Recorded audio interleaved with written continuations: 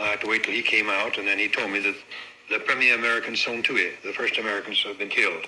And that is the first notice we had of the deaths of these men and the capture of 14, though that hadn't been yet reported.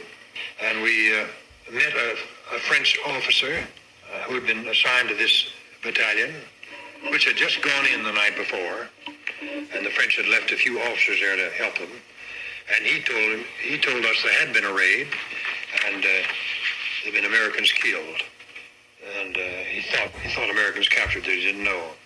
The battalion commander was still under the impression that there hadn't been a raid. We told him to go on back to tell the battalion commander. Then we went forward and we came to a place where the trench was caved in. Now I remember climbing up on top of the trench. Everything was very quiet. No man's land was almost a half mile wide there.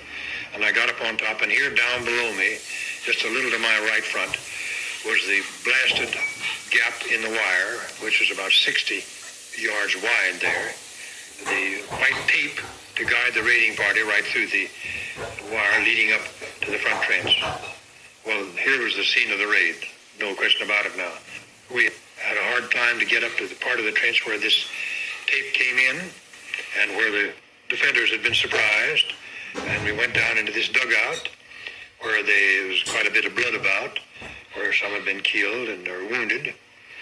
And then we came up and found the dead on the ground. The wounded had gone back. There were quite a few wounded. I say quite a few. It was something like 14 captured and was 18 wounded, something of that sort. Most of the wounded had been wounded by the artillery bombardment. I went first to the triage or first line hospital, and there I found these wounded men being treated. But the principal thing I noticed was a large typewriter of the size that'll take a big form, and the principal sergeant had this form in the typewriter and was typing away. And when I looked to see what it was what's called the sick and wounded report. And he'd gotten through, I think, one name, maybe two. It is a very lengthy thing, and it might be as carefully done as your description by the doctor of your situation in pneumonia or something of that sort.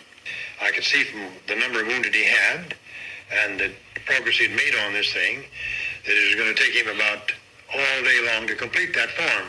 So I said, what the hell are you going to do if you have a battle with 1,000 casualties? This is absurd. I said, you just drop that for the present and get to work on these men. So he was very uncertain about doing this thing that I was so freely ordering, but I bluffed him out of it. And then I took his typewriter, and there I wrote the report that's on file in regarding the raid.